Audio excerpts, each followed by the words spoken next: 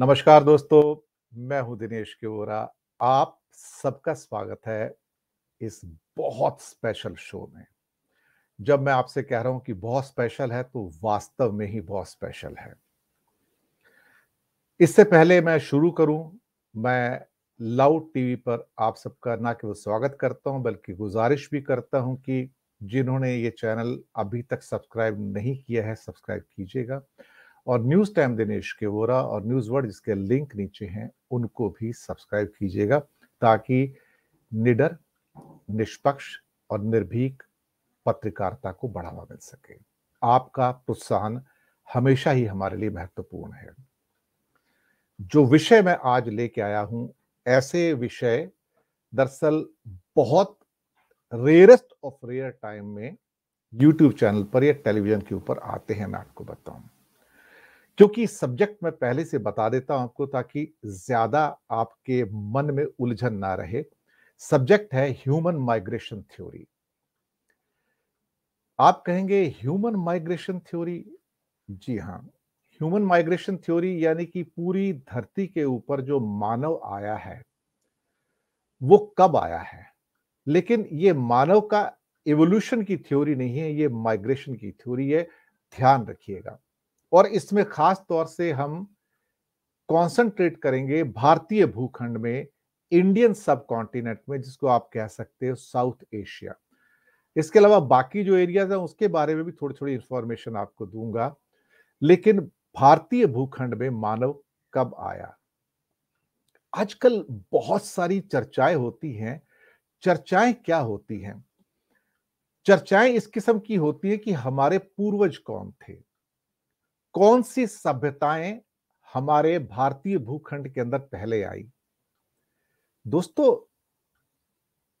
कई वर्ग ऐसे हैं, दल ऐसे हैं, ऑर्गेनाइजेशंस ऐसी हैं जो ये कहने का प्रयास करते हैं कि हमारे से पहले यहां पर कोई नहीं था, या कोई धार्मिक संगठन एक विशेष धर्म के साथ जुड़े हुए वो कहते हैं कि हमारी सभ्यता तो हजारों साल पुरानी है। चलिए, ये उनकी बातें हैं, लेकिन मैं जो थ्योरी आपके सामने प्रस्तुत करने जा रहा हूं, और वो भी बहुत सारी स्लाइड के साथ, थोड़ी देर में स्लाइड शो भी आएगा, वो दरअसल 65,000 साल पहले की बात है। और ये सारी की सारी जो थ्योरी है डीएनए बेस्ड है, वैज्ञानिक आधार के ऊपर है। आप कहेंगे वैज्ञानिक आधार, और कुछ लोग कहते हैं कि हम तो यहां हजारों लाखों साल से थे। देखिए, मैं खुद वो व्यक्ति हूं जो वैज्ञानिक दृष्टिकोण के अंदर यकीन करता है। मेरे सामने जब जेनेटिक स्टडीज होती हैं, या मेरे सामने जब कभी डीएनए की स्टडीज होती हैं जहां डीएनए के द्वारा किसी चीज की उम्र का पता लगा लिया जाता है, या एक काल का पता लगा लिया जाता है, और इसी के द्वारा ही धरती के ऊपर जितने भी काल हुए हैं, जितने भी पीरियड्स हुए हैं, उनका पता लगाया जाता है कि धरती कब पैदा हुई, धरती के अंदर विभिन्न काल कब हुए, उनमें से कौन कौन से काल कैसे कैसे आगे बढ़े, धरती पर इवोल्यूशन कैसे हुआ। सब कुछ डीएनए के बेस पे हमारे सामने आता है, जिसे हम जेनेटिक साइंस के अंदर पढ़ते हैं, और विज्ञान का ये एक अभिन्न भाग है। उसी को आधार मानकर आगे चलेंगे। हम कोई भी चीज हवा में से पैदा करने की कोशिश नहीं करेंगे, हम माइथोलॉजी को पैदा करने की कोशिश नहीं करेंगे, और एक बिलीफ लेके, या एक क्या कहते हैं कि एक धार्मिक विश्वास लेकर नहीं चलेंगे। मैं आपको पहले बता दूं।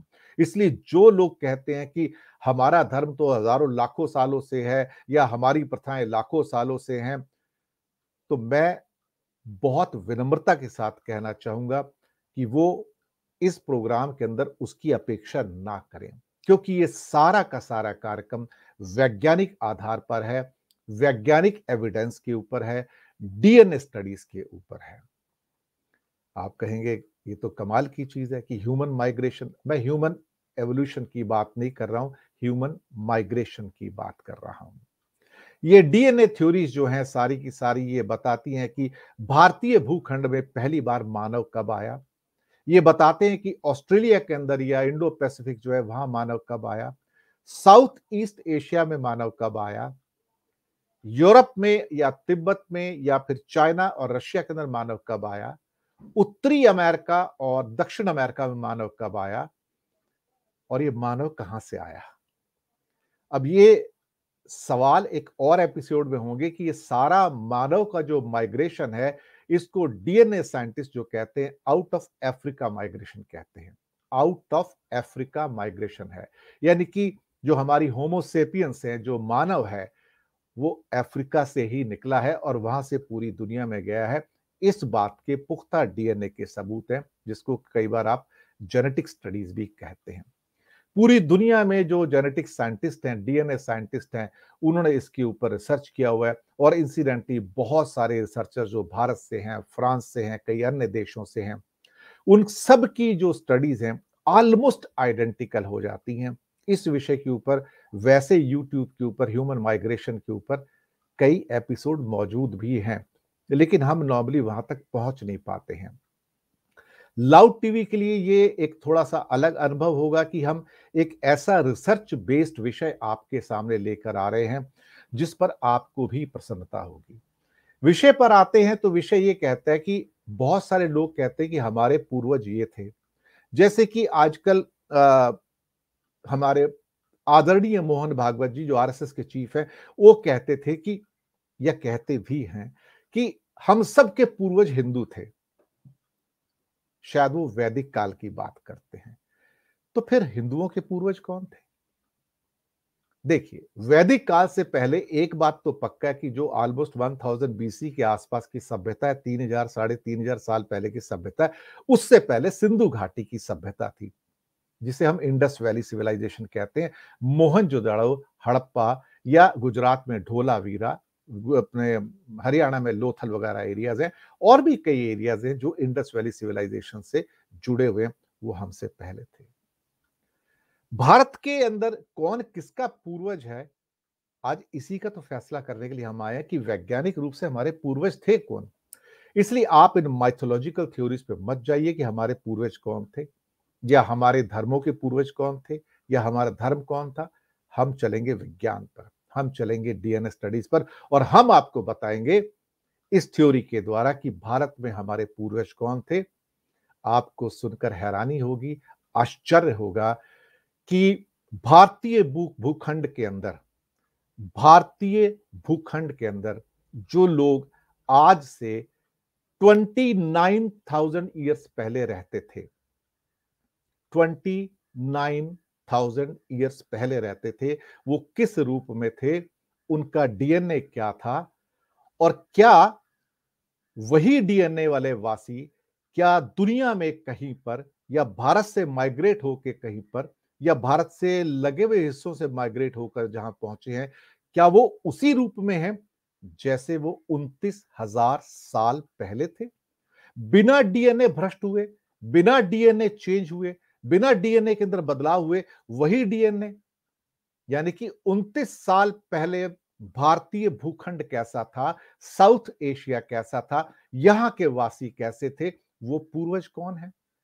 वो पूर्वज डीएनए स्टडीज प्रूव करके कहती हैं, जिनके ऊपर मैं अभी आऊंगा। इस दुनिया में करीब करीब वो बचे हुए लोग हैं, 700 लोग हैं, 700 लोग, 700 मानव, 700 वासी, जो उसी रूप में रहते हैं जैसे आज से 29,000 साल पहले, 29,000 ईयर्स पहले इस धरती पर, इस भारतीय भूखंड में, साउथ एशिया में रहते थे। आप कहेंगे वो पूर्वज कौन है? हैरान मत होइएगा, हमारे ही नहीं, इस दुनिया के सबसे पुराने सर्वाइविंग एंसेस्टर्स, जिंदा पूर्वज, उसी रूप में जैसे 29,000 साल पहले थे, वो है हमारे अंडमान और निकोबार के ट्राइबल्स। जी हां, अंडमान और निकोबार के ट्राइबल्स 4-5 किस्म के, किसी की 50 लोग बचे हैं, किसी के 70 बचे हैं, किसी के 100 बचे हैं। उन्हीं के बारे में पहले बात करेंगे और फिर उसके बाद जेनेटिक स्टडी पे जाएंगे। यानी कि इसको हम करीब करीब 3-4 हिस्सों में डिवाइड करके चलेंगे। सबसे पहले हम जानकारी प्राप्त करेंगे अपने सबसे पुराने पूर्वज, इस धरती के, इस भारतीय भूखंड के भी, जो 29,000 साल पहले जैसे थे आज भी वैसे हैं, और उनका डीएनए इम्प्योर नहीं हुआ है, वो हैं हमारे अंडमान निकोबार के आदिवासी।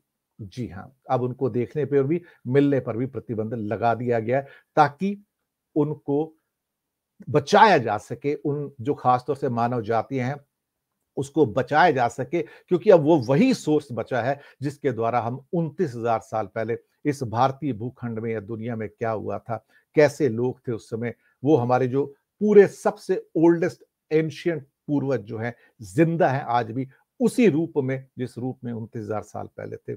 इसको समझने के लिए सबसे पहले हमें अंडमान निकोबार के जो आइलैंड के जो वासी हैं, उनके बारे में थोड़ी जानकारी प्राप्त करनी होगी। यहीं पर दोस्तों हम अपना भाग एक स्लाइड शो में लेके आते हैं।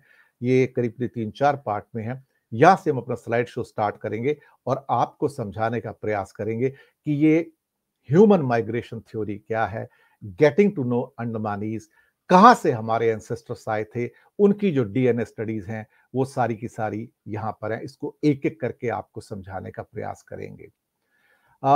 दोस्तों, एक बात मैं ज़रूर कहना चाहूँगा कि इस प्रोग्राम को तैयार करने में ही बहुत मेहनत लगी है। उम्मीद है कि आपका प्रोत्साहन, आपके प्यार, आपकी मोहब्बत हमें मिलेगी, ताकि चीज़ों को हम एक इस प्रारूप में आपको समझा पाएँ, जहाँ पर आपकी जानकारी में वृद्धि हो और आप उन माइथोलॉजिकल स्टोरी से बाहर निकलकर विज्ञान की दुनिया में आएँ, साइंस की दुनिया में आएँ। क्वेश्चन पैदा होता है कि हम कौन हैं? हम कहाँ से आए? हम कहाँ से माइग्रेट हुए? लेकिन पूरी की पूरी जो डीएनए थ्योरी है वो कहती है कि पूरा का पूरा जो विश्व के अंदर जो माइग्रेशन है उसे आउट ऑफ अफ्रीका माइग्रेशन कहा जाता है। यानी कि जितने भी वासी धरती पर आकर बसे हैं वो अफ्रीकन कॉन्टिनेंट से आके बसे। लेकिन ध्यान रखिएगा, हम यहाँ पर ह्यूमन इवोल्यूशन की थ्योरी को डिस्कस नहीं कर रहे हैं, हम ह्यूमन माइग्रेशन की थ्योरी को डिस्कस कर रहे हैं। ह्यूमन माइग्रेशन पे भी काफी थ्योरीज हैं, लेकिन सबसे ज्यादा जो विश्वसनीय है वो हमारी डीएनए बेस्ड थ्योरी है, क्योंकि उनका आधार है वो विज्ञान के आधार पर हमारे सामने आती हैं। हम इस पूरे बातचीत के अंदर जो रिलीजियस या माइथोलॉजिकल बिलीफ है उसके अंदर नहीं जाएंगे। हम ऐसी हाइपोथेसिस के अंदर भी नहीं जाएंगे जिनका कोई आधार नहीं है, जिसके द्वारा कई बार कुछ वर्ग या कुछ धर्म या कुछ क्या कह सकते हैं कि कुछ क्लासेस अपने आप को दूसरों के प्रति सुपीरियर दिखाने की कोशिश करते हैं। और हमारी ये सारी की सारी स्टडी जो है वो डीएनए टेस्टिंग के ऊपर बेस्ड है। 4 भागों में हम इसको दिखा रहे हैं कि हमारे मोस्ट एंशिएंट सर्वाइविंग कम्युनिटीज कौन सी हैं, कहां पर हैं, और सर्वाइविंग एल्डर कौन से हैं। अनडाउटली ये सारे के सारे अंडमान और निकोबार के जो हमारे ट्राइबल्स हैं, भाई बहन हैं, वो उसी रूप में जैसे 29,000 साल पहले थे, उसी डीएनए फॉर्मेशन के साथ, वो डीएनए फॉर्मेशन जो आज भी भारत के मेन लैंड में आपके और मेरे अंदर है, जिसको M2, M4, M31 डीएनए कहा जाता है, वो उनके अंदर भी है। और ये डीएनए ऑथेंटिकेटेड थ्योरी है जिसे कहा जा सकता है। एक पहला चित्र यहां पर आपके सामने आता है, जहां पर एक रेड कलर का अफ्रीका के अंदर आपको एक निशान मिलता है जो होमो सेपियंस का है। और उसके बाद एक छोटा सा माइग्रेशन जो है वहां पर 1 लाख सवा लाख साल पहले का है, जो डार्क येलो के अंदर है। और उसके बाद जो सारे माइग्रेशन है या तो येलो के अंदर है, लाइट येलो में, या फिर वो व्हाइट के अंदर है। जहां पर ये दिखाया जा रहा है कि भारत के जो भूखंड है उसमें 70,000 साल पहले का माइग्रेशन है। यूरोप के अंदर करीब 40,000 साल पहले का, सेंट्रल एशिया के अंदर चाइना के ऊपर भागों में करीब 1 लाख साल पहले का। वो एक्चुअली प्री माइग्रेशन के कुछ लेवल से, जहां पे कुछ लोग छिटक के वहां पर गए थे। और उसके बाद ऑस्ट्रेलिया में करीब करीब 59,000 साल पहले का माइग्रेशन है। भारत में 65,000, साउथ ईस्ट एशिया में 63,000 साल, और नॉर्थ अमेरिका के अंदर 15,000 से 12,000 साल के बीच में अप्रोक्सीमेटली, या 20,000 साल, और लैटिन अमेरिका में उसके बाद वाला वर्ष में आता है। इस नक्शे के अंदर भी जो हमने नेट से लिया है, तो उसके लिए सबसे पहले हम आभार व्यक्त कर लें। जितने भी फोटोग्राफ्स वगैरह यूज किए गए हैं, जितने भी मैप्स यूज किए गए हैं, उसको हमने इंटरनेट से लिया है। और हम उन सब के प्रति अपना आभार व्यक्त करते हैं जिनके एकेडमिक इस डिस्कशन के अंदर हमने उनके नक्शों को या मैप्स को या डेटा को हमने इसके यहाँ पर यूज किया है। ये भी यही बताता है कि जो एक टॉप का जो माइग्रेशन था, जो बहुत इनिशियल टाइप का था, वो 90,000 एक और 1,20,000 सालों के बीच में है, जबकि होमो सैपियंस का अफ्रीका के अंदर ही जो सारा आपस में जो फैलते हैं वो 1.5 लाख और 2 लाख के बीच का माइग्रेशन है। तीसरा एक नक्शा आता है, वो भी रूट बता रहे हैं कि अफ्रीका से रूट जब इंडिया की ओर आता है तो वो समुद्र के किनारे किनारे होके किस ढंग से साउथ ईस्ट एशिया और फिर उसके बाद वो ऑस्ट्रेलिया तक पहुंचता है। तो एक जनरल खाका यहां पर हमने पहले आपको बताना चाहा है, जो प्री हिस्टोरिक जो माइग्रेशन होता है उसके बारे में थोड़ी सी जानकारी, बाकी डिटेल में हम अभी आ रहे हैं। तो ये है हमारा दोस्तों पार्ट वन यानी कि सबसे पहले जो अंडमान और निकोबार के हमारे जो ट्राइबल भाई हैं बहनें हैं, जो वहां के जीवन है उसके बारे में जानने का प्रयास करेंगे, क्योंकि यही हमारे सबसे पुराने जिंदा पूर्वज हैं, उसी हालात में जैसे भारतीय भूखंड के अंदर 29,000 साल पहले जिंदगी हुआ करती थी। Getting to know Andamanese from where our ancestors के, ये कहां से आए हैं, ये उसी की थ्योरी है। ये अंडमान निकोबार के आइलैंड का एक फोटोग्राफ है, जिसके अंदर आपको पता लगेगा पीले रंग के ऊपर जो है नॉर्थ अंडमान है, फिर मिडिल अंडमान है, फिर साउथ अंडमान है, उसके नीचे लिटिल अंडमान है, और फिर बिल्कुल बॉटम पे जाके जिसे क्या कहते हैं कि हम कहते हैं निकोबार आइलैंड्स हैं। और निकोबार आइलैंड की बिल्कुल लास्ट टिप जो होती है उसको इंदिरा पॉइंट कहा जाता है, जो भारत का सदर्न मोस्ट पॉइंट है। इसी के अंदर आप देख सकते हैं हैवलॉक आइलैंड भी है, जो कि काफी टूरिस्ट फ्रेंडली है, यहाँ पर टूरिस्ट बहुत जाते हैं। यहीं पर ही राधानगर बीच है, जो दुनिया के सर्वश्रेष्ठ बीचेस में से एक आता है। मेरा सौभाग्य रहा है कि मैंने अंडमान निकोबार को देखा है और हैवलॉक आइलैंड्स को भी देखा है, राधानगर बीच को भी देखा है, बेहद खूबसूरत। ये भी उसी का एक पार्ट है, नक्शे का ही। और यहाँ पर आते हैं तो यहाँ पर अंडमान आइलैंड के जो अलग अलग जो पार्ट्स हैं फिर से यहाँ पर दिखाए गए, ताकि, और ये जितने भी मैप्स हैं ये नेट पर दिए हुए हैं, यहाँ पर इसको आप जाकर देख भी सकते हैं। यहाँ पर हैवलॉक आइलैंड और नील आइलैंड दोनों दिखाए गए। ये टूरिस्ट डेस्टिनेशन है जो पोर्ट ब्लेयर से चलते हैं। तो ये एक जनरल आपको खाका अंडमान निकोबार का हमने देने का प्रयास किया। सॉरी। अब यहां पर जो प्रजातियां हैं, जो ट्राइबल्स हैं, अब वो एक्सटिंक्ट होने के कगार पर हैं। ये जो 700 करीब लोग बचे हैं, अब शायद ये कितना जीवित रह पाएंगे नहीं पता। उनको बचाने का पूरा प्रयास किया जा रहा है। ये पहले फोटोग्राफ आप देख सकते हैं कि वो किन हालातों में वहां पर रहते हैं, जिसको हम अर्ली इंडियंस भी कहते हैं। और इसके ऊपर एक किताब भी है टोनी जोसेफ की, अर्ली इंडियन के नाम से, और उन्होंने भी काफी अच्छा इसके ऊपर वर्णन किया हुआ है पूरी बुक के अंदर। इसके अलावा अब यहां से कहानी शुरू होती है। कहानी शुरू होती है कि बात है 17 नवंबर 2018 की, और अंडमान निकोबार पे जो जारवा हैं, ओंगे हैं, अंडमानीज हैं, सेंटिनलीज हैं, जो सारी ट्राइबल प्रजातियां हैं, तो एक खबर आती है। खबर यह आती है कि वहां पर एक 26 साल के जॉन एलन चाउ, एक अमेरिकन मिशनरी हैं, उनको मार दिया जाता है 17 नवंबर 2018। सेंटिनलीज जो ट्राइबल्स हैं उनके द्वारा मार दिया जाता है। खबर बहुत तेजी से फैलती है और सब लोग पता लगाने की कोशिश करते हैं कि ये कौन से ट्राइबल ग्रुप्स हैं, वो भी अनकॉन्टैक्टेड ट्राइबल ग्रुप्स हैं, जिन्होंने इनकी हत्या की है और क्यों की है, कि वो चाहते क्या है और वो हत्या क्यों कर रहे हैं, उनका रेस्ट ऑफ द ह्यूमैनिटी के साथ किस किस्म का संबंध है और वो किन हालातों में रहते हैं।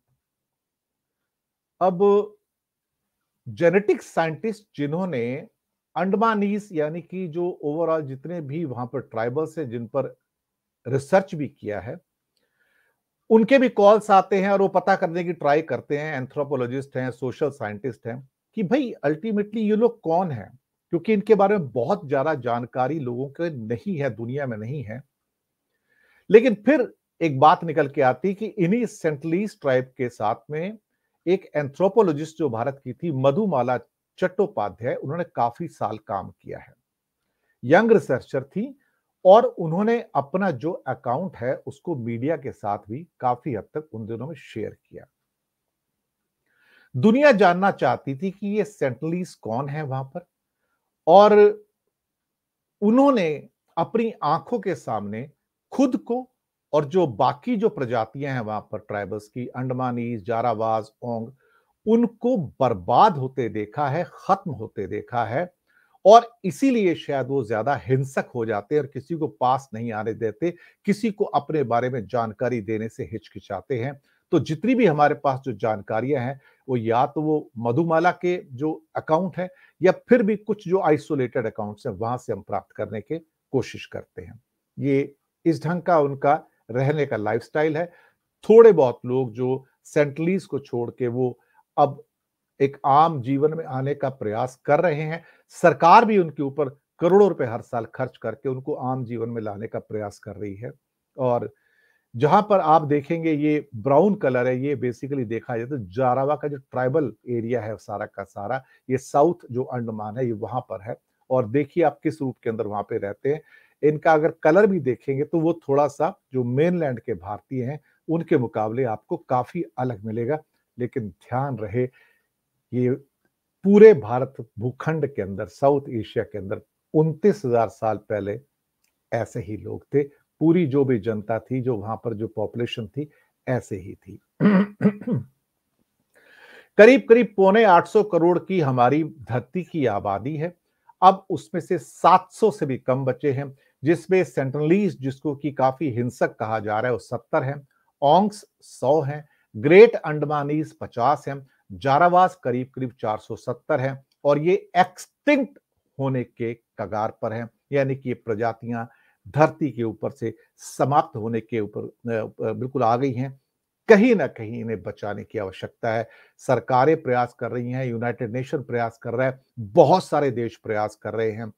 नहीं बच पाएंगे या बच पाएंगे नहीं कहा जा सकता। लेकिन आज से 10,000 साल पहले, 20,000 साल पहले, 29,000 साल पहले की जो इस धरती के ऊपर जिंदगी थी, उसके बारे में एक जीता जागता अगर डॉक्यूमेंट है तो ये ट्राइबल्स हैं, इनकी जिंदगी है। ब्रिटिश एम्पायर ने यहाँ पर 1858 के अंदर एक पीनल सेटलमेंट बनाया था। पीनल सेटलमेंट आप समझ ही गए होंगे, पोर्ट ब्लेयर की जेल। जी हाँ, जिसको कि अभी राष्ट्रीय संरक्षण भी प्राप्त है। अब ये म्यूजियम है, यहाँ पे लाइट एंड साउंड शोज भी होते हैं। ये कुछ चित्र मैं आपको आपके रेफरेंस के लिए सेलुलर जेल के लिए लेकर आया हूँ, जो कि नेट से ही है। यहीं पर सावरकर की स्टोरी भी यहीं से निकल कर आती है, जहाँ पर उन्होंने बहुत बरस यहाँ की बैरक्स में गुजारे हैं। मुझे देखने का सौभाग्य मिला था इन पर्टिकुलर जेल्स को, सेलुलर जेल्स को, जो पोर्ट ब्लेयर में है। जो बहुत सारी ट्राइब्स हैं, इसमें एक ओंग ट्राइब्स हैं। इनके कुछ फोटोग्राफ्स जो हमारे पास अवेलेबल हैं, नेट से आए हुए हैं। ये इसी वेशभूषा में इसी ढंग से रहते हैं जो हजारों साल पहले रहा करते थे। यहाँ भी आप देख सकते हैं कि ये सेंटिनलीज ट्राइब्स हैं जो अपने मोस्ट प्रिमिटिव फॉर्म में आज भी वैसे के वैसे हैं। थोड़े बहुत जो कपड़े उनको दिए जाते हैं भारत सरकार के द्वारा या सरकारी विभागों के द्वारा, उसका वो इस्तेमाल कर लेते हैं, लेकिन अभी भी वो ह्यूमन पॉपुलेशन से मिलना पसंद नहीं करते हैं। ये शोम्पेन ट्राइब है वहाँ की, ये भी उसी रूप में है, आप देखेंगे। इसके अलावा ये शोम्पेन ट्राइब 2 का एक और फोटोग्राफ है कि किस ढंग से वो घरों में रहते हैं। ये सारे फोटोग्राफ अंडमान निकोबार के जो म्यूजियम्स हैं वहाँ भी ये सारे के सारे उपलब्ध हैं। निकोबार आइलैंड के जो लोग हैं, थोड़े थोड़े धीरे धीरे जो आम जनता है उसके साथ एसिमिलेट करने का वो प्रयास कर रहे हैं। ये एक ट्राइबल सेटलमेंट के फोटोग्राफ्स हैं देखा जाए तो, लेकिन जारावा नीचे है जो कि लिटिल अंडमान और साउथ अंडमान के आसपास आते हैं। ओंग जो है लिटिल अंडमान के अंदर है यहाँ पर। तो स्कैटर्ड जो हैं ये ट्राइबल्स हैं। अब हम आते हैं कि इन ट्राइबल्स को इतिहास के अंदर इतना बदनाम क्यों किया गया, सेंट्रलीज को भी और बाकियों को भी। ऐसा क्यों है कि हमने उनको अलग अलग नाम दिया, बल्कि वाइल्ड सेवेजेस का नाम दिया है, नरभक्षियों का नाम दिया है, जो बाहर से आने वाले लोगों को मार देते हैं। इसके पीछे क्या कोई कारण थे? यह ऐसा होता क्यों था? आज जब अंडमान निकोबार आइलैंड पे करीब करीब 3.5 लाख लोग हैं, तो आप कहेंगे for each tribal there are 500 other people who have been brought to the Andaman from the mainland of India. Actually देखा जाए तो वहां पे ज्यादा करके तमिल हैं, बंगाली हैं और बाकी लोग भी हैं, लेकिन जो ओरिजिनल वहां के वासी हैं वो अब बहुत कम हो गए हैं, 700 हैं। दरअसल पिछले 160 सालों में या 200 सालों के अंदर वहां पर जो डिसरप्शंस आए हैं, जो ह्यूमन बीइंग्स वहां पर जाते गए, उसमें पहले जापानी भी थे, फिर ब्रिटिश भी थे, फिर भारतीय भी आए। इन सब का खामियाजा वहां के जो ओरिजिनल ट्राइबल्स थे अंडमान निकोबार के, उनको भुगतना पड़ा है। और उनके नंबर धीरे धीरे क्षीण होते चले गए, कम होते चले गए। और अब जो बचे हुए हैं, सिर्फ ह्यूमैनिटी के लिए हम कह सकते हैं कि एक आखिरी उम्मीद की किरण है, ये लास्ट किरण है। इनको बचाना होगा। जारावास जो है थोड़ा थोड़ा एकोमोडेट कर रहे हैं। इसके अलावा जो कुछ और प्रजातियां हैं, ओंग भी थोड़ा थोड़े एकोमोडेट कर रहे हैं, अंडमानीज भी थोड़े बहुत एकोमोडेट कर रहे हैं। लेकिन सेंटनलीज जो हैं, they are refusing to get accommodated to anyone, जो भी उनके साथ उनको साथ में लाना चाहता है कि हम आपको बचाना चाहते हैं। उन्हें विश्वास नहीं है कि हम उन्हें बचाना चाहते हैं। उन्हें लगता है कि जो अब बाकी बचे हुए जो ट्राइबल्स हैं, सेंटलीज, उनको भी हम मार देना चाहते हैं। तो आज सेंटलीज के खत्म होने में और जिंदा रहने में जो चीज बीच में आ रही है, वो है उनकी अलूफनेस या उनकी जिद। लेकिन उनकी जिद जो है वो मानव जाति ने जिस ढंग से उनका संहार किया है, वहां से निकल कर आती है। तो दोष उनका भी नहीं है। कहीं ना कहीं शायद हमें और उनको समझाना पड़ेगा, कांटेक्ट करके बताना पड़ेगा कि हम लोग आपके दोस्त हैं, हम लोग आपको बचाना चाहते हैं, अब हम आपको मारना नहीं चाहते, वक्त खत्म हो गया है। लेकिन शायद उन्हें आज भी हमारे ऊपर यकीन नहीं है कि हम उन्हें बचाने के लिए आ रहे हैं। वरना कुछ समय के बाद ये जितनी भी हमारे जो ट्राइबल दोस्त हैं, ये समय की रेत पर सिर्फ एक निशान बन के रह जाएंगे। और हमारे पास एक हिस्टोरिकल डॉक्यूमेंट जिसे कहते हैं, 29,000 साल पहले का भारतीय भूखंड कैसा था, उसको स्टडी करने का, जानने का प्रयास जो हमारा है, वो फेल हो जाएगा। यही लोग हमारा कनेक्ट हैं 29,000 साल पहले से, कि इस धरती पर लोग कैसे थे। यही हमारे पूर्वज हैं। यहाँ भी कुछ फोटोग्राफ्स आप देख सकते हैं, वो पुराने तरीके से मछली मार रहे हैं वहां पर। अब अंडमानीज थ्रू द एजेस, जो हमारे एक कॉमन हम टर्म दे रहे हैं यहाँ पर उनको, कि ये इतने हमसे अलग क्यों हैं, इनका जो जीने का तरीका है इनसे अलग क्यों है, ये आज भी उसी प्रारूप में है, उसी डीएनए की प्योरिटी के साथ हैं जो आज से 29,000 साल पहले था। क्यों लोग उनको सेवेजेस और कैनिबल्स बुलाते हैं, यानी कि नरभक्षी बुलाते हैं, और जो इंसानों को खाते हैं। और एक भी एविडेंस ऐसा किसी ने आज तक इतिहास में प्रोवाइड नहीं कराया कि ये लोग नरभक्षी हैं, लेकिन उनको नरभक्षियों का नाम दिया गया। उनके अलग अलग एक क्या कह सकते हैं कि हो सकता है सोच रही हो। टोलेमिक मैप्स जो थे, जो 2nd सेंचुरी बीसी के हैं, जिसमें जो टोलेमी एक बहुत बड़े एक एस्ट्रोनॉमर जियोग्राफर थे, उनका जो कहना था कि उन्होंने भी इनको सेवेजेस का नाम दिया था। और उन्होंने कहा कि मलय आइलैंड्स हैं, करीब करीब 1500 आइलैंड्स हैं, 1500 द्वीप हैं मलय पेनिनसुला के, जिसको उन्होंने बताने की कोशिश की थी टोलेमी ने।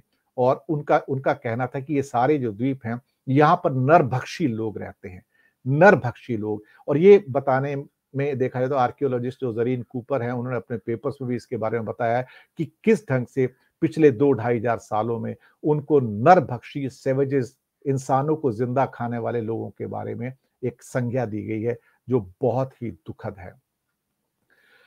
1100 साल पहले का एक डॉक्यूमेंट मौजूद है, जहां पे 2 अरब ट्रैवलर्स जो अपनी नाव में वहां पे गए होंगे या नहीं गए होंगे, ये नहीं पता है।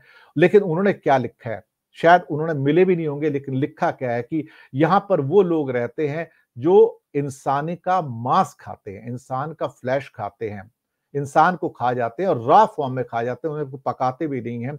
उनका जो कॉम्प्लेक्शन है वो ब्लैक कलर के हैं, उनके हेयर्स जो हैं फ्रिजल्ड हैं, घुंघराले हैं, दूसरी किस्म के हैं, आंखें चमकदार हैं, उनके पैर बहुत बड़े-बड़े हैं, और जो एक क्यूबिट इन लेंथ, क्यूबिट भी एक पैमाना होता है फीट की तरह, और वो हमेशा निकट रहते हैं। अब अगर हम राजा राजा चोला, जो कि चोला अंपायर बहुत फेमस साउथ का रहा है, तंजौर टेम्पल, जो वहां पर एक इंस्क्रिप्शन है इसका, वो ये बताती है कि 11वीं सेंचुरी के अंदर, आज से समझो 1000 साल पहले, कि इन आइलैंड्स को, अंडमान निकोबार के आइलैंड्स को तिमई तिवु के नाम से बुलाया जाता है। तिमई तिवु का अगर इंग्लिश में मीनिंग इसमें देखा जाए तो वो है आइलैंड्स ऑफ इम्प्योरिटी, और कहा गया कि it is inhabited by the cannibals, कि यहां पर नरभक्षी लोग रहते हैं जो इंसानों को खा जाते हैं। आप देखिए कि सुनी सुनाई बातों के ऊपर क्या क्या डिस्क्रिप्शन इनको दिए गए हैं हमारे इतिहास के अंदर। टाइम गुजरा तो एक और 13वीं सेंचुरी में एक और फेमस ट्रैवलर आते हैं, मार्को पोलो। अब मार्को पोलो शायद मुझे लगता है जिंदगी में कभी भी अंडमान निकोबार नहीं गए थे, और उन्होंने इन आइलैंड्स को अंगमानियन का नाम दिया, अंगमानियन। और उन्होंने भी अपना एक व्यू लिखा है इसके बारे में कि all the man of this island of Angamanian have heads like dogs and teeth and eyes, कि यहाँ पे जो लोग रहते हैं उनके जो सिर हैं वो कुत्ते जैसे हैं, उनके दांत और आंखें भी कुत्ते जैसी हैं। ये जब हम पढ़ते हैं, देखते हैं, तो दुख होता है कि किस किस्म की सोच लोगों ने स्प्रेड की थी। अब ये उनका कहना है कि उनके पास स्पाइसेस वगैरह भी रहती हैं, और ये बहुत क्रूअल जनरेशन है, ये सारे के सारे सेवेजेस और नरभक्षी हैं, कैनिबल्स हैं। ये बात मार्को पोलो ने कही, आप सोचिएगा। अब मार्को पोलो जिसने जिंदगी में कभी इन आइलैंड्स के ऊपर कदम भी नहीं रखा था, वो ये बात कह रहे हैं उनके बारे में। So what we know today is most travellers and early colonisers avoided the Andamans. अब people from Southeast Asia used to make regular trips there to collect sea lugs and edible birds nest। अब ये खास बात ये है कि क्या ये स्टोरी फैलाई गई, आप सोचिएगा इस बारे में, कि क्या इन स्टोरीज को स्प्रेड किया गया ताकि कुछ लोग, कुछ वर्ग, कुछ ऑर्गेनाइजेशन, कुछ देश या कुछ एक आइलैंड के वासी वहां जाके अपना रॉ मटेरियल कलेक्ट कर सके, दूसरों को डराएं कि वहां पर ना जाए और हम जाके वहां से अपना रॉ मटेरियल लेके आ जाए। क्या कोई ये कॉन्स्पिरेसी थी? 101% कॉन्स्पिरेसी थी। और वहां पर साउथ ईस्ट एशिया के द्वीपों से, आप यकीन नहीं मानेंगे, दो खास किस्म के जो जीव थे, सी स्लग्स और एक एडिबल बर्ड्स का नेस्ट होता है वहां पर, उसको कलेक्ट करने के लिए जाते हैं, जो कि खाने पीने की चीजों में साउथ ईस्ट एशिया के जो एरियाज थे वो यूज किया करते थे। कैसे? ये एक सी स्लग है बेसिकली, ये एक कॉमन नेम है कुछ मरीन इनवर्टिब्रेट्स का, जिसके ऊपर से शेल्स नहीं है। जैसे आजकल हमको स्नेल्स वगैरह मिलते हैं, उनके ऊपर शेल होते हैं, लेकिन इनके अंदर शेल नहीं है यहाँ पर, तो ये सी स्लग्स इनको कहा जाता है। और इनको often they apply to the nudi branches, और इनको एक खाने पीने की चीजों के अंदर यूज किया जाता है, तो इसको एक डेलिकेसी के तौर पर इस्तेमाल किया जाता है। तो इसको भी प्राप्त करने के लिए अंडमान निकोबार में साउथ ईस्ट एशिया के जो लोग थे वहां पर जाया करते थे।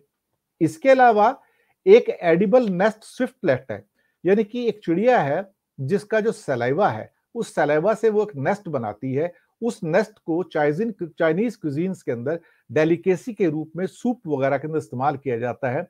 आपको ये फोटोग्राफ दिखाते हैं कि ये यहाँ पर जो लेफ्ट फोटोग्राफ है उसके अंदर आप पाएंगे कि उनके सलाइवा से बना हुआ उनका नेस्ट है। हालांकि उसमें थोड़े बहुत बाकी ट्विक्स वगैरह भी होंगे ट्री की, लेकिन उसके ऊपर काफी सलाइवा का पार्ट है, और इसी को यूज किया जाता है चाइनीज सूप के अंदर। तो ये लोग शायद वो सी स्लग को या एडिबल बर्ड्स के जो नेस्ट को वो वहां से प्राप्त करने के लिए साउथ ईस्ट एशिया के या चाइनीज ट्रैवलर जो होते थे वो वहां पर जाया करते थे, दूसरों को डराते थे, लेकिन खुद वहां जाके चीजें हासिल करने के लिए जाया करते थे। तो इसका मतलब ये हुआ कि ये प्रॉफिट कमाने के लिए या कुछ और चीजें या कुछ और जीव जंतु वहां से लेने के लिए ये लोग वहां पर जाया करते थे।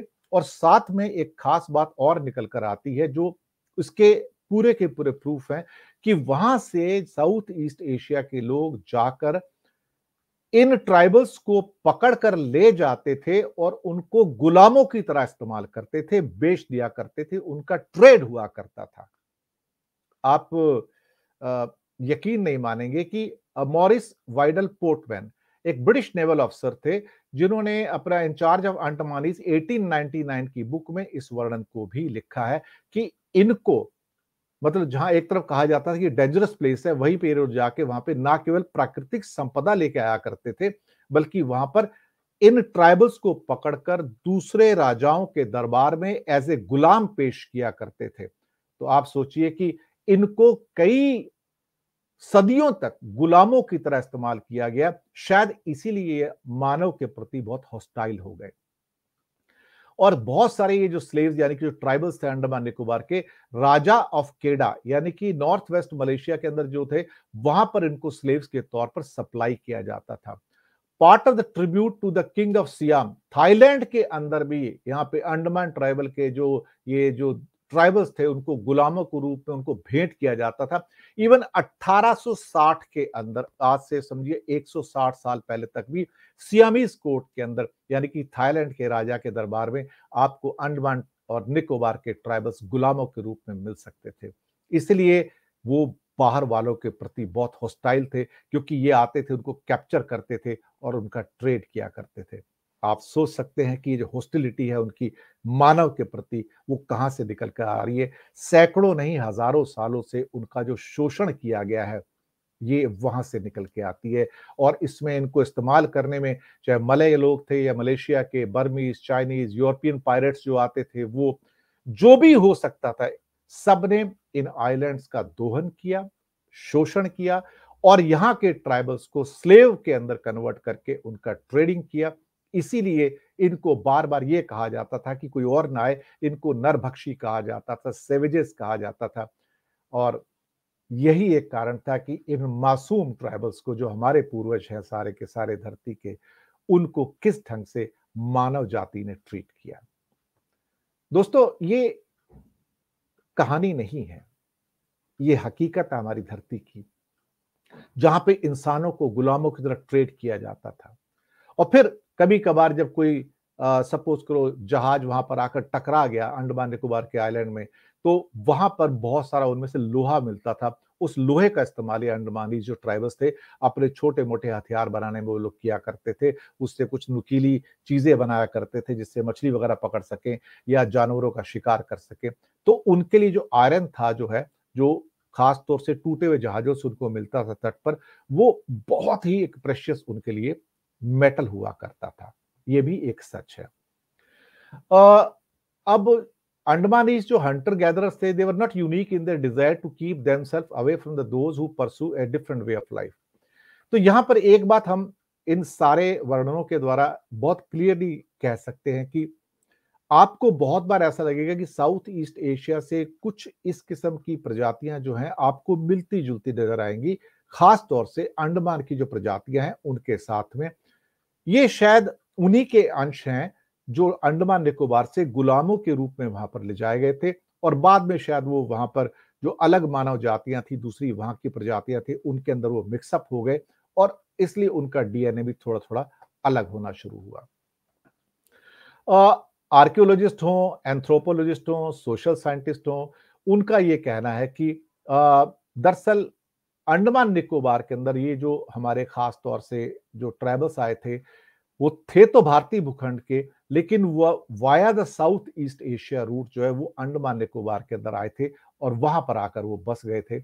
और देखा जाए तो ये एक पुरानी कहानी है, इसको अभी दोहराने से इतना फायदा नहीं है क्योंकि उसके पीछे भी एक हिस्ट्री है।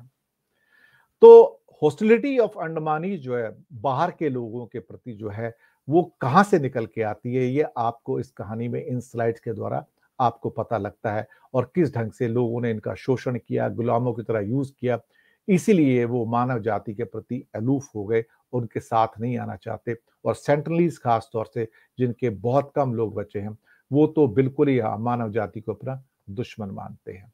तो ये उनके घर हैं, देखिए किस ढंग से ये लोग बनाते हैं, घास फूस से अपने आप को सुरक्षित करने के लिए एक हट जो बनाते हैं वहां पर।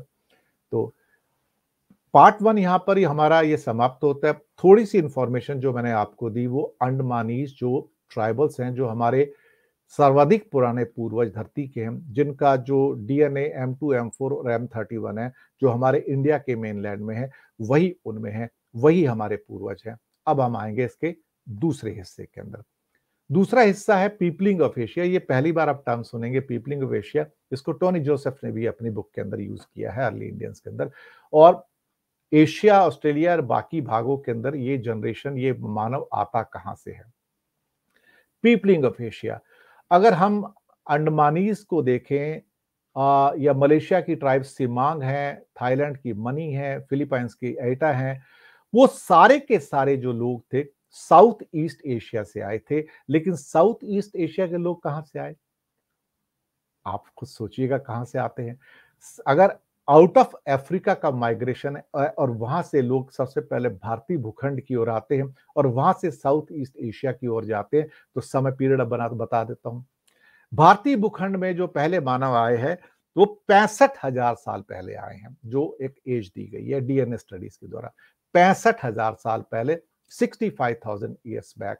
और वहां से इनको साउथ ईस्ट एशिया पहुंचने में 2000 साल लगते हैं, तो वो 63,000 ईयर्स पहले आते हैं साउथ ईस्ट एशिया में। और उसके बाद वहां से 4000 साल लगते हैं इनको ऑस्ट्रेलिया पहुंचने में, तो 59,000 years back they reach the Australia. और इसके अलावा बाकी एरियाज में वहां भी मैं आऊंगा। तो जो जेनेटिक साइंस की जो स्टडीज है सारी की सारी, वो हमें यही बताती हैं कि जो अर्ली इंडियंस थे यहाँ पर, जो साउथ ईस्ट एशिया के लोग थे, वो कहाँ से आते हैं? वो इंडियन सब कॉन्टिनेंट से आते हैं, फिर साउथ ईस्ट एशिया में जाते हैं। इसी सेमांग मलेशियन, मनी थाईलैंड, एटा फिलीपींस के जो ट्राइबल्स थे वहां पर जो लोग थे, वो दरअसल सारे के सारे शिफ्ट होकर भारतीय भूखंड से वहां पर आगे गए थे। अब हम ये बात तो बिल्कुल जानते हैं कि जितना भी माइग्रेशन हुआ है उसे आउट ऑफ अफ्रीका माइग्रेशन करीब 70,000 साल पहले का हुआ है ये। लेकिन उससे पहले भी माइग्रेशन 90,000 साल और 1,20,000 साल पहले के हैं। लेकिन वो प्री माइग्रेशन हैं जो बहुत कम नंबर है, जो थोड़े बहुत आपको चाइना के अंदर या आपको सेंट्रल एशिया में या थोड़ा सा यूरोप की ओर जाते हुए वहां पर मिल पाएंगे। और चाइना में कई बार ऐसे अभी रिसेंटली स्केलेटन मिले भी हैं, जिनकी जो ओल्डेस्ट स्केलेटन, जिनकी उम्र करीब करीब 1,00,000, 1,10,000, 1,20,000 साल के आसपास मिली है। और ये उस थ्योरी को भी मैच करते हैं कि वहां पर जो सेंट्रल एशिया, तिब्बत या अपर चाइना के अंदर जो माइग्रेशन हुआ है वो 90,000 साल और 1,20,000 साल का हुआ है। बहुत एक मिनी स्क्यूल लेवल पे, क्या कुछ 100 लोग जैसे गए होंगे, उस टाइप से थाउजेंड्स में भी नहीं होंगे वो देखा जाए तो।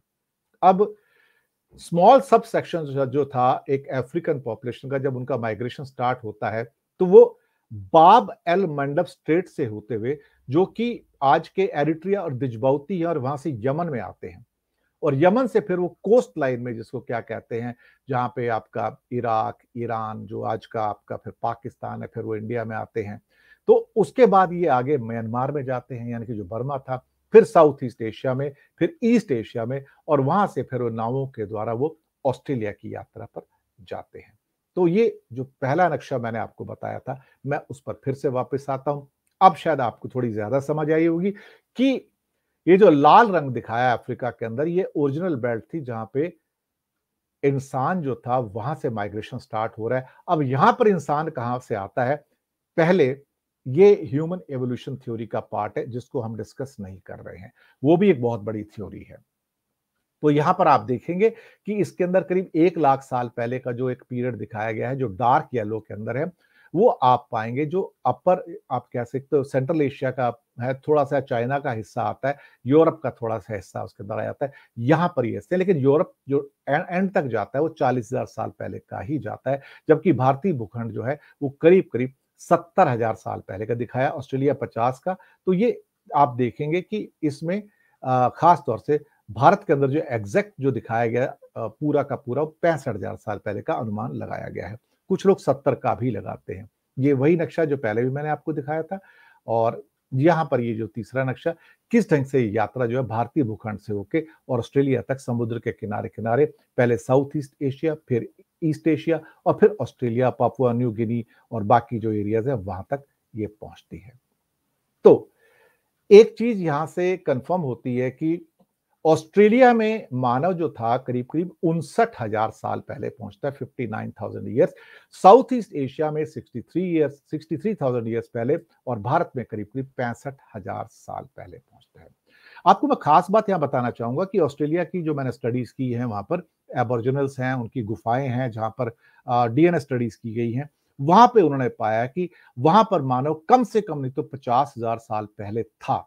जो उनकी गुफाओं का डीएनए स्टडी जो है ऑस्ट्रेलिया के अंदर बताता है, जो इस थ्योरी में, जो कि 59,000 ईयर्स है, उसके साथ काफी हद तक मैच करता हुआ है डीएनए स्टडीज को देखा जाए तो।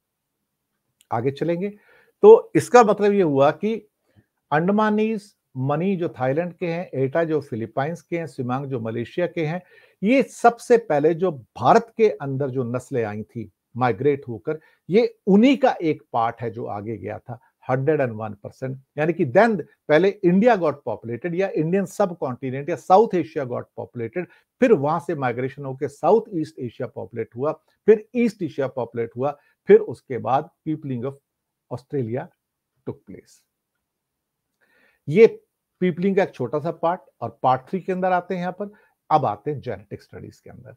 जी हाँ, ये बहुत इंपॉर्टेंट पार्ट है। तो पहली जो जेनेटिक स्टडीज माइग्रेशन के ऊपर जो रिलीज किया गया, पब्लिश किया गया, 2003 के अंदर आती हैं। इसमें 2 रिसर्च पेपर जो बहुत दुनिया के अंदर मेन है और प्रमुख है।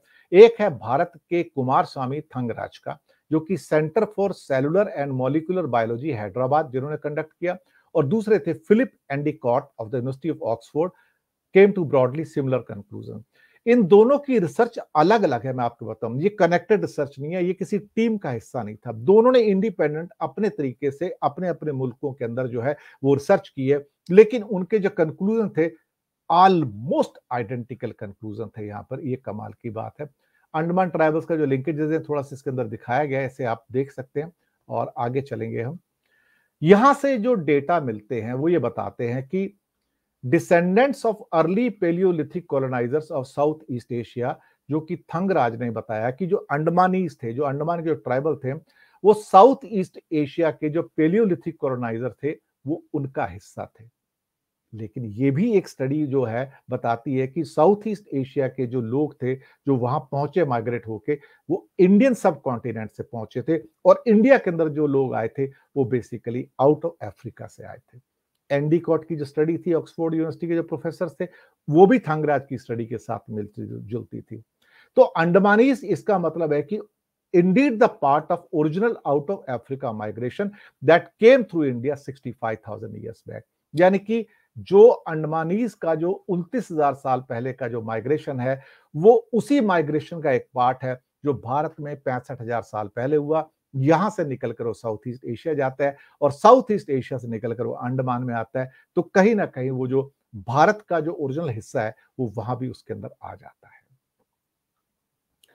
अब अगर ancestry of these first Indian जिसे कहा जाता है, तो देखा जाए तो 50 से 60% of genetic inheritance of modern Indian population जो है वो ऑलमोस्ट सेम है। Andamanese who are the descendant of first Indians have not by and large mix too much with others. जो भारत से निकले, साउथ ईस्ट एशिया पहुंचे, वहां से अंडमान आए, और 50 से 65% जो जेनेटिक इनहेरिटेंस है वो वही है जो भारत की पॉपुलेशन की है, आज है। यानी कि आज जो है करीब करीब 65%, 60% जो हमारा जो डीएनए है वो उनके अंदर आज भी है, जो अंडमान के निकोबार के आइलैंड्स हैं, जो ट्राइबल्स हैं। इसका मतलब हुआ कि हमारे जो क्लोजेस्ट जो रिलेटिव्स हैं दुनिया के अंदर, भारतीय भूखंड के या साउथ ईस्ट एशिया के जो क्लोजेस्ट रिलेटिव हैं, वो अंडमान निकोबार के लोग हैं, जो इंडियन मेनलैंड या साउथ एशिया के जो लोग हैं। Through a separation of tens of thousands of years would have caused evolution to take place along different pathways। यहां से निकले थोड़ा एवोल्यूशन अलग हुआ है, लेकिन प्योरेस्ट फॉर्म में जो बच गया, जो रह गया, वो अंडमान निकोबार के जो खास तौर से जो ट्राइबल्स हैं वो हैं। ये दोनों जो स्टडीज हैं, थंगराज की और एंडीकॉट की, इसके अंदर माइटोकॉन्ड्रियल डीएनए का जो स्टडी है अंडमानीज का, ट्राइबल्स का, उसको भी स्टडी किया गया सारा का सारा। ये स्टडी क्या कहती है, ये देखेंगे अगर आप, अफ्रीका के अंदर L1, L2, L3 और M, ये डीएनए यहां से निकलकर इंडियन सब कॉन्टिनेंट की ओर आते हैं, और M जो है वो इंडिया की ओर आ जाता है। यही M बाद में डिवाइड होकर M2, M4 और M31 के अंदर कन्वर्ट होता है, जिसको माइटोकॉन्ड्रियल डीएनए कहते हैं। इसको हैप्लो ग्रुप ऑफ माइग्रेशन, यानी कि एक ग्रुप है फिर उसका एक सब ग्रुप है, जिनको हैप्लो ग्रुप ऑफ माइग्रेशन कहा जाता है। आप शायद ये टेक्निकलिटी पूरी नहीं समझ पाएंगे, समझने की जरूरत भी नहीं है, लेकिन ये चार्ट है कि किस ढंग से डीएनए का स्प्रेड होता है। अगर इस नक्शे में देखेंगे तो यहां भी आपको इंडिया के अंदर आप पाएंगे, साउथ अफ्रीका के राइट में जाके, कि करीब करीब जो यहां भी N और M जो खास तौर से जो दोनों के दोनों डीएनए है टाइप्स के, वो आपको वहां पे पाए जाते हैं। ये नक्शा भी वही है, करीब करीब अलग अलग नक्शे यूज किए गए, मैप्स यूज किए गए हैं माइटोकॉन्ड्रियल डीएनए का, और हैप्लो ग्रुप माइग्रेशन, जो कि सब ग्रुप को हैप्लो ग्रुप कहा जाता है। पैटर्न 3 है, ये पैटर्न 4 है, जिसके अंदर यहां भी वही चीजों को अलग अलग रूपों में अलग अलग लोगों ने, अलग अलग रिसर्चर्स ने दर्शाया है। अब माइटोकॉन्ड्रियल डीएनए जो है इट्स ए जेनेटिक कोड। अब जेनेटिक कोड जो होते हैं generation to generation pass on होते हैं from one generation to other generation through the maternal line, यानी कि मदर से डॉटर, डॉटर से डॉटर, डॉटर से डॉटर, इस ढंग से पास होते हैं। वैसे ही जैसे कि वाई क्रोमोसोम्स फादर से सन, सन टू सन, सन टू सन पास होते हैं। तो अगर विमेन का एक सपोज करो एक डीएनए है जो एक दूसरी उनकी बेटी की तरफ जाता है, फिर उसकी बेटी की तरफ जाता है और बीच में कहीं म्यूटेशन हो जाता है। म्यूटेशन का मतलब होता है डीएनए में चेंज आना, और जब म्यूटेशन जो थ्योरी है उसके अलावा जो चेंज आता है तो चेंज परमानेंट हो जाता है वो। तो mutation that causes her mitochondrial DNA to be different from mothers, then her daughter will also carry the mutated DNA. आप म्यूटेशन की थ्योरी पढ़ सकते हैं कि म्यूटेशन कई प्रकार से होते हैं, जहां पे एक डीएनए चलते चलता है किसी कारणवश उसके अंदर कोई बदलाव आ जाता है। ये बदलाव ऐसा भी हो सकता है कि सपोज करो कि उसके 3 हिस्से थे और एक हिस्सा उसका कट गया, या उसके अंदर कोई एक हिस्सा, चौथा हिस्सा छोटा सा ऐड हो गया, तो डीएनए का स्ट्रक्चर चेंज हो गया। इस ढंग से हो जाता है ये। तो ये जो वाई क्रोमोसोम्स हैं बेसिकली ये सारे के सारे फादर टू सन चलते हैं, और फीमेल के जो है वो दूसरे माइटोकॉन्ड्रियल का जो हिस्सा है वो चलता है यहाँ पर। तो वाई क्रोमोसोम्स की जो थ्योरी है वो भी सेम है देखा जाए, और जो फीमेल क्रोमोसोम्स की थ्योरी है वो भी सेम है। तो ये पॉसिबल है to identify different mitochondrial DNA family branches, जिनको की ब्रांचेस को हैप्लोग्रुप कहा जाता है।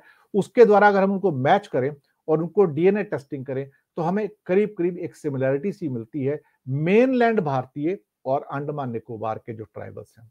अब यहाँ पर अंडमानीज कैरिड द जो माइटोकॉन्ड्रियल डीएनए हैप्लोग्रुप M2 और M4।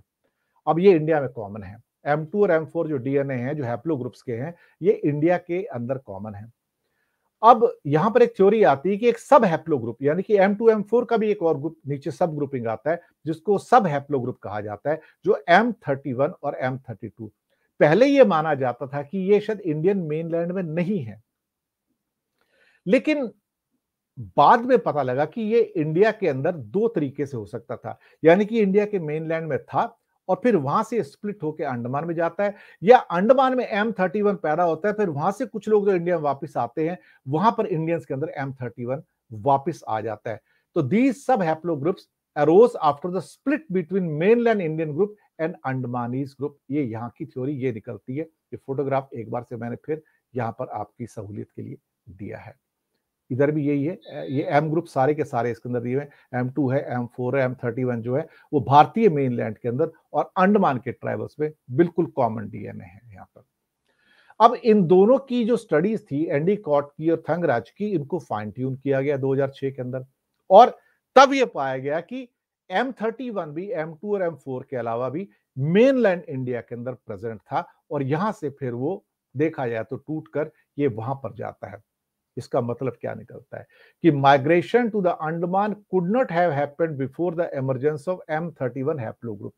इसका मतलब है कि इस स्टडी ने यह बताया कि अंडमान निकोबार के अंदर जब M31 का हैप्लोग्रुप आता है डीएनए का, वो इंडिया से होके आता है, और इंडिया में पहले M31 था, उसके बाद ही ये ट्राइबल में वहां पे पहुंचा है। ये इस बात को प्रूव करता है। और यहां पर जो जेनेटिक्स की जो स्टडीज आती है डीएनए की, वो बताती है कि it has been dated 29,000 years ago. ये जो आपके पूरे हैप्लोग्रुप भी और सारे बाकी ग्रुप भी है M2 M4 और M31, 29,000 साल पहले ये हुआ। 29,000 साल पहले आज भी ये पूर्वज उसी हालात में हैं जैसे 29,000 साल पहले थे। यानी कि भारतीय भूखंड के अंदर, इस मेन लैंड के अंदर, साउथ एशिया में लोग कैसे थे उस समय, एग्जैक्टली सेम थे जो आज अंडमान निकोबार के आइलैंड के जो ट्राइबल्स हैं, बिल्कुल सेम, हूबहू वही कलर, वही डीएनए, वही कार्य, वैसे ही दिखते थे। मानव कैसा था साउथ एशिया में, ऐसा था। तो सेम डीएनए है, तो हमारे सबसे पुराने पूर्वज कौन से हैं? यही पूर्वज हैं। However, इसके साथ एक कंडीशन भी आती है कि one cannot rule out the possibility that the population split earlier and the M31 crossed back to India, say from Southeast Asia, and taking all into the consideration, a split after 29,000 years looks like more likely। हो सकता है कि 29,000 year से थोड़ा सा पहले भी हो गया हो, 28,000, 27,000, 25,000 साल पहले, लेकिन M31 जो स्प्लिट हुआ है अब स्प्लिट होके इंडिया आया है, इंडिया से वहां गया, ज्यादा करके चांसेस बताते हैं कि इंडिया से मेन लैंड से वो वहां पर जाता है।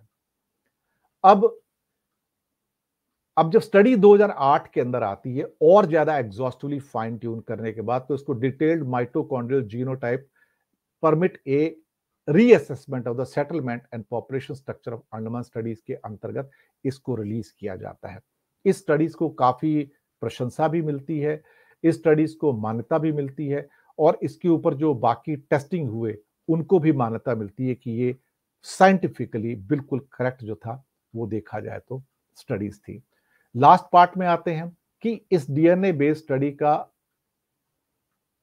एक क्या कहते हैं एसेंस क्या है, सार क्या है। तो बहुत सारी किताबें आई, उसके बाद एस एस बारिक की भी आई वहां पर, although this could have occurred any time since 29,000 years ago. लेकिन कुछ लोग जो कहते हैं, जो वंश शाखा के अनुसार, जिसको कि कहा जाता है कि apparent age of Andaman specific clades, clades कहा जाता है वंश की शाखाओं को। तो क्रोनोलॉजी कहती है कि कुछ लोग कहते हैं कि अगर कम से कम भी उसको नाप लिया जाए कि कब ये सब हुआ है माइग्रेशन, तो कहते हैं कि 10,000 साल और 29,000 साल के बीच में सारा का सारा ये मसला है अंडमान निकोबार का। लेकिन 10,000 साल कोई बहुत ज्यादा मान्यता प्राप्त नहीं कर पाता है, जो करीब करीब 29,000 साल, 28,000 साल, 25,000 साल की जो मान्यता मिली है साइंटिस्ट के द्वारा, तो ये पक्का मान लिया कि हाँ ये 10,000 साल से ज्यादा पुराने हैं। और उनका जो आज का स्वरूप है अंडमान निकोबार के ट्राइबल्स का, वो 10,000 साल पहले भी ऐसा था और जैसा कि ये आज है। ये यहाँ पर ये फोटोग्राफ है, और इसका मकसद ये होता है कि हमने जो आपको बताने की कोशिश की कि किसी भी हालत में जो अंडमान के जो सेटलमेंट हैं वो 10,000 साल और 29,000 साल के बीच में हुए हैं। हालांकि ज्यादा करके चांसेस 29,000 साल वाले ही हैं। और ये जो ब्रांच है जो आउट ऑफ अफ्रीका की जो माइग्रेशन की थी, ये भारत से साउथ और साउथ से साउथ ईस्ट एशिया, फिर वहां से क्या कहते हैं हमारे आइलैंड की ओर वहां पर पहुंचने की कहानी है। भारत के द्वारा इन आइलैंड्स के अंदर जो एक्सकेवेशन भी किए गए हैं, आर्कोलॉजिकल जो एविडेंसेस कलेक्ट किए गए हैं, वो 2200 साल से ज्यादा पुराने नहीं हैं। इसका मतलब कि वहां पर अभी बहुत सारे एक्सकेवेशंस करने की जरूरत है, ताकि जो उससे पहले जितने भी लोग रहते थे उसके भी जो दूसरे एविडेंसेस हैं वो भी कलेक्ट किए जा सके। लेकिन अंडमान निकोबार में इतना ज्यादा रिसर्च भारतीयों के द्वारा या दुनिया के द्वारा अभी भी नहीं हो रहा है, जिसकी शायद करने की जरूरत भी है। तो हम ये कह सकते हैं कि जितने भी हमारे जो ग्रेट अंडमानीज हैं, जारावाज हैं, ओंग हैं, सेंटनलीज हैं, और बहुत कम पॉपुलेशन जो रह गए हैं, ये हमारी धरती के सबसे पुराने पूर्वज हैं।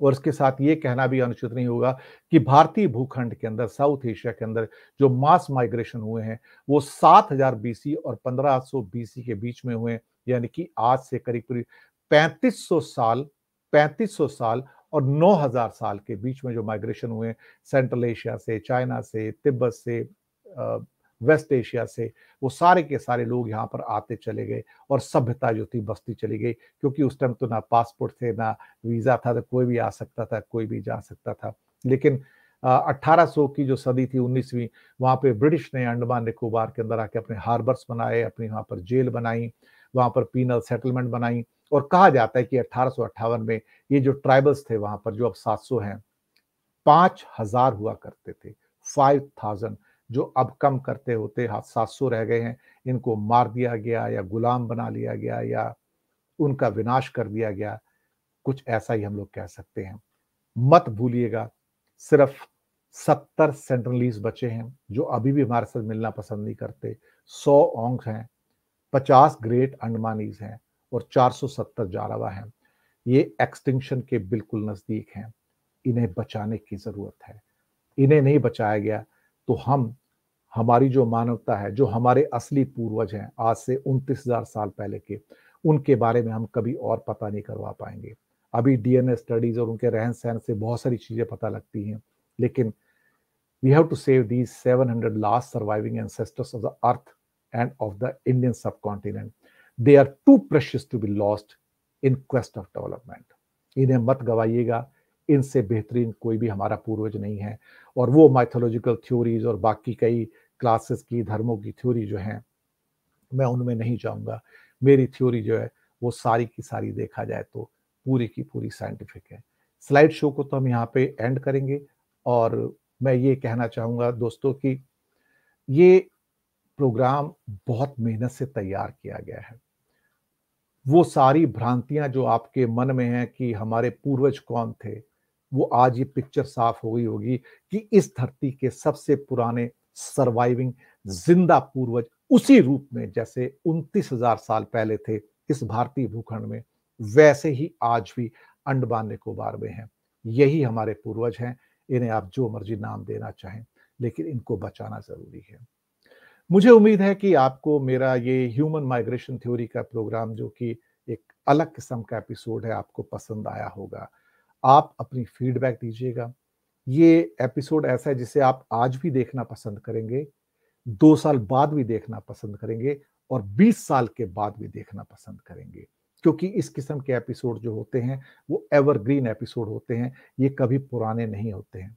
इसको पसंद कीजिएगा, लाइक कीजिएगा, फीडबैक दीजिएगा, आगे बढ़ाइएगा, लोगों से इल्तिजा कीजिएगा कि इसको देखें, हमें बताएं आपको ये कार्यक्रम कैसा लगा। हमारी मेहनत तभी सफल होगी जब आपकी तरफ से हमें फीडबैक प्राप्त होगी कि आप क्या लिख रहे हैं। मैंने तभी आपसे कहा कि इस किस्म का प्रोग्राम न्यूज़ वर्ल्ड के ऊपर भी मैंने एक किया है, आप उसको भी जाके देख सकते हैं, almost similar kind of program है।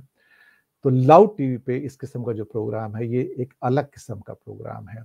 मैं ये नहीं कहूँगा एक्स्ट्रा ऑर्डिनरी है बहुत, लेकिन बहुत अलग किस्म का प्रोग्राम है, बहुत मेहनत के साथ तैयार किया है। आप अपना प्रोत्साहन हमें देते रहिए, अपना प्यार और मोहब्बत देते रहिए और हम आपके लिए ऐसे कुछ अनमोल एपिसोड्स लेकर आते रहेंगे। दोस्तों, इन्हीं शब्दों के साथ मैं लूँगा आपसे विदा। हमारे चैनल्स को सब्सक्राइब करते रहिएगा, हमें प्रोत्साहित करते रहिएगा। हमारे साथ बने रहने के लिए आपका बहुत-बहुत धन्यवाद।